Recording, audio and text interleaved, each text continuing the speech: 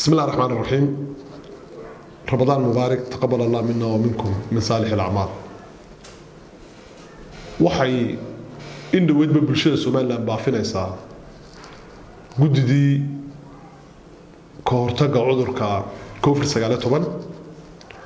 oo wax xarakaada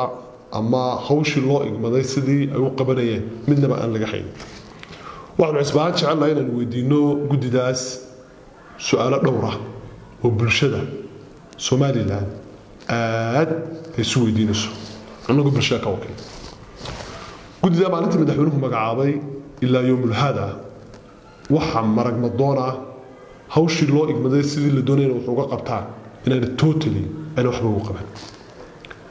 madaxweynuhu wuxuu sheegay in 3 milyan oo dollar qasnada gudida lagu shubay. gudida waxaanu jecelahay inaan weydiino 3 milyan ee dollar halkay martay waxaad ku isticmaasheen gobolada gashay inaad bulshada u biyaamisaan. waxaanu kala gudida weydiinaynaa deeqa badan oo dunida dalalkeeda inooga yimid oo ahaa qalabka lagaga hortagayo COVID-19 meeshay martay inaad bulshada u biyaamisaan. waxaan kaloo jecelahay gudida inaan weydiino shirkadda World Remit milyan iyo 400,000 ku deeqday qalabkaas ahaa halkaad mariseen bulshada gaadhay mise bakhaara la dhigtay. waxaan jecelahay inaan gudida weydiino dhaqaalihii ay ku yabooheen shirkaduhu halkeedkiisa. waxa muhiim ah gudi qaran baa tihiin wixii inay noqdaan wax transparent oo accountability. waxa muhiim ah maadaama xaaladda dunida aad la socotaan dalkeenana aad la sheegay in xanuunkii uu sii kordhayo inaad wacyigelin joogto ah bulshada la wadaagtaan daily update in la idinka helo waxa la yiraahdo oo maalin kasta xanuunku bartu marayo iyo bartu galay inaad bulshada u sheegtaan. waxaanu jecelnahay inaad ka jawaabtaan hospitalkii lagu deeqay ee muwaadinka Soomaaliland uu ku deeqay abaarso halkee aad geyseen sababta idinku hospitalka inta lagleedu ku deeqay hospitalka magaalada Hargeysa oo ku 953 maxmiyada Ingiriisku ay dhistay oo Hargeysa marka ay ku noolaayeen 7,500 qof maantana 1 milyan iyo bad qof ay ku nool yihiin oo culayska bulshada hospitalku la circiirayo sababta aad loola tagayo dadka looga sheekisay xanuunkan intaasoo patient ah iyo intaasoo barxadda hospitalkana la og yahay iyo baylahda muuqata maxay dhilada ka imanaysa hospitalka magaalada Hargeysa dhagxumay qaranka ku tahay dhaliilna kuma laha shaqaalaha ka adeega oo meedan siin tababar oo meedan siin qalab oo meedan siin wacyigelin loogumana talagelin hospital gaar ah leedin sameeyay. waxa badbaado u baahan oo bulshada Soomaaliland aanu sheegaynaa inamada iyo wiilasha ka shaqeeya hospitalka Hargeysa dhaliil uma baahna iyaga badbaado u baahan because of qalabna ma haystaan wacyigelinna ma haystaan wixii dunidu ay ku soo deeqday wixii dalka dadkiisuba ay ku deeqeen gudidaas aysan meel la geeyna lama garanayo bal jawaabaha su'aalaha ayaan gudida ka sugnaa. wax muuqata doorka wacyigelineed ee shirkadaha Telesom iyo Samtel ay ka qaadanayaan xanuunka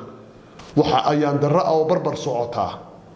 iraadihii dawladdu gacanta ku haysay ee ahayd wacyigelin joogto ah oo qadiyadana inuu sameeyo gudiyay hariya habeen heesa ay ka baxayaan wala mas'uuliyadda dadka saar maxaad umada u qabateen su'aalaha iyo jawaabahooda waa lidinka baxay. ugu dambeyn waxaan jeclahay inaan bogaadiyo anigoo ku hadlaya afka xisbiga anoo ku hadlaya afka gudoomiyaha anoo ku hadlaya afka fulinta anigoo ku hadlaya afka hoggaanka anoo ku hadlaya afka golaha dhexe laamaha dibadda iyo dalkaba muwaadiniinta Soomaaliland ee u istaagtay inay badbaadiyaan bulshadooda kow ka yahay mulkiilaha World Remit oo qalabka milyan iyo 400,000 kala duwan ku soo deeqay. waxaan jeclahay inaan bogaadiyo shirkadaha waaweyn ee Telesom iyo Samtel ama Daabshid Group oo qayb mugi miisaanla ka qaatay wacyigelinta bulshadan dhaqaalana ku bixiyay.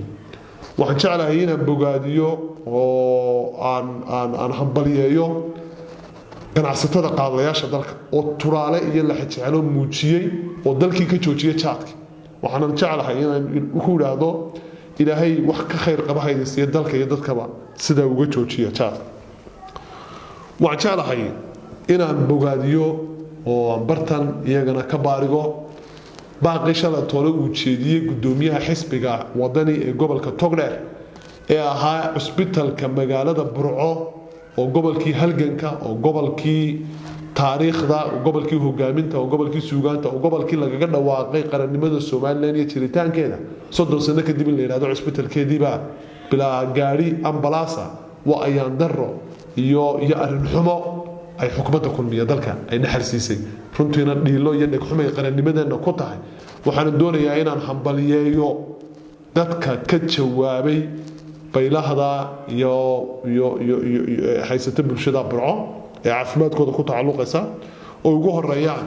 cali gadle group companies oo ku xiga dahabshiil group companies oo ku xiga hablaha reer UK ee gobolka togdheer ka soo jeeda iyo din muxsina oo caraba oo ku baaqay inay bixin doonaan gawaadhidaas ugu dambeyn waxaan ugu baaqayaa waalidiinta waalidow caruurtaada maalinta ciida maalmaha ciid way soo galayaan dhar baa loo iibiyaa waalidka waxaa leenahay caruurta suuqyada ha geynina idinku cabirkooda qaada oo u soo iibiya laannu xaaladdu sidoo hore maaha kelmadaasi waa fariinta xisbiga waxaan ugu baaqaynaa xukuumadda garoomada kubadda lagu ciyaaro halka sare ka furan in suuqyada loo raro oo bartaa ganacsiga uu ka socdo maalmaha ciid oo suuqyada jaamka laga saaro waa talada xisbigeeduna aad iyo aad baad mahadsantihiin wasalaamu calaykum waraxmatullahi wabarakaatu